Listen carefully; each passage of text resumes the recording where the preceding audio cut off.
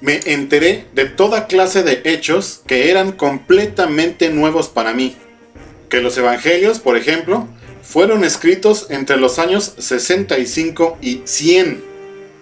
Esto quiere decir que la iglesia fue fundada sin ellos y pudo funcionar también sin ellos. Más de 60 años después del nacimiento de Cristo. Es como si hoy día alguien quisiera tomar nota de las palabras y acciones de Napoleón sin poder consultar ni un solo documento escrito, solo recuerdos y anécdotas imprecisos.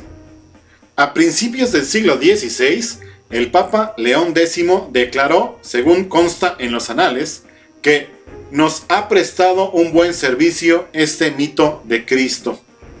Ya en el decenio de 1740, los estudiosos habían empleado lo que actualmente reconoceríamos como una metodología histórica válida para poner en entredicho la veracidad de las crónicas bíblicas.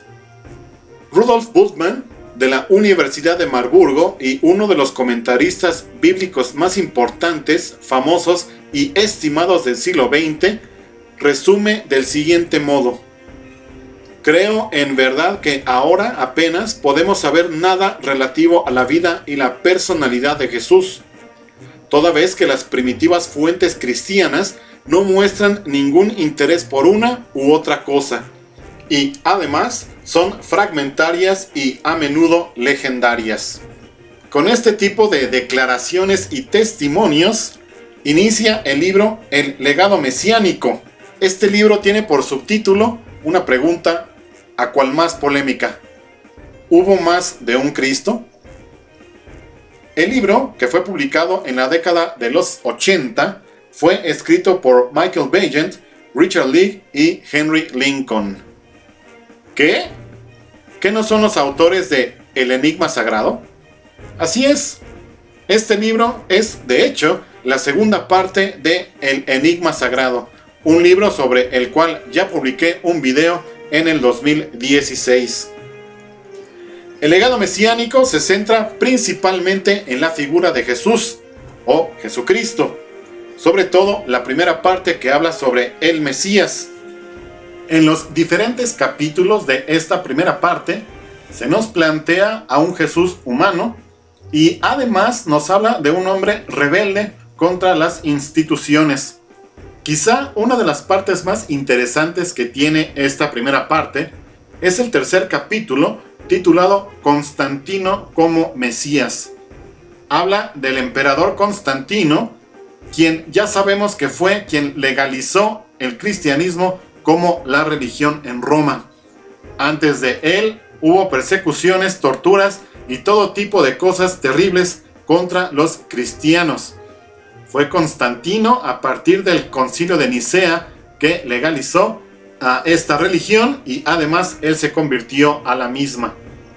Hay también un capítulo que se llama La formación del cristianismo, en donde nos habla de Pablo, el apóstol, quien ya sabemos que originalmente no era cristiano. De hecho, persiguió a los cristianos, pero después se convirtió y a través de sus cartas nos llegó mucho de los ecos del cristianismo temprano.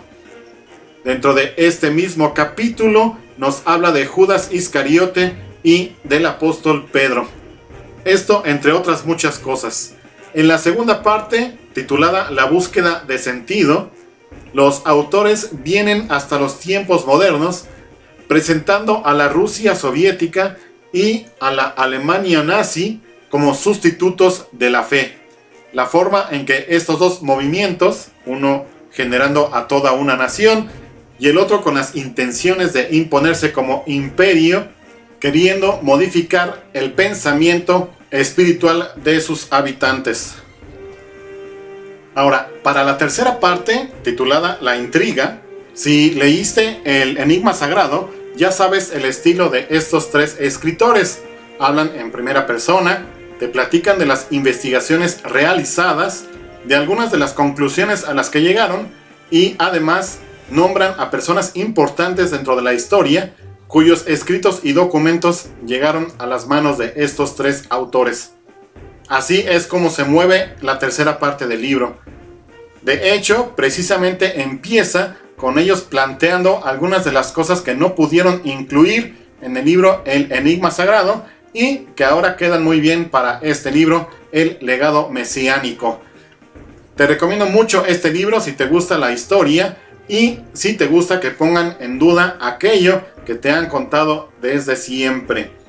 No te enojes si eres una persona religiosa, no tomes lo que ellos te cuentan al pie de la letra, pero creo que sí es interesante escuchar otros puntos de vista y otras teorías, sobre todo, como dije al principio, en este libro que toma a Jesús como el personaje central.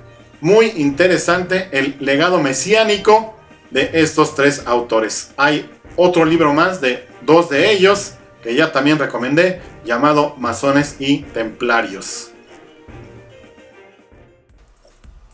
Para la sección Palabras, solamente una petición muy importante. Por favor, amiga, amigo, no debes agregar nunca la S cuando hables a la segunda persona del singular del pretérito del indicativo. O sea, cuando dices viste, dijiste, escribiste, jugaste, etc. ¿Entendiste? Nunca agregues S al final de estas palabras. Es incorrecto. Nunca debes preguntarle a alguien, ¿vistes el programa de ayer? Nunca digas eso. Se escucha horrible. Y aquí no existe excepción alguna a esta regla. No se debe agregar la S para la segunda persona del singular del pretérito del indicativo. Espero que te haya interesado el libro que recomendé hoy. Me gustaría conocer tu opinión sobre el libro y sobre estos polémicos temas. Te pido que te suscribas al canal, que le des me gusta a este video si es que así fue y que recomiendes. Yo soy el Dragón Literario. Muchas gracias.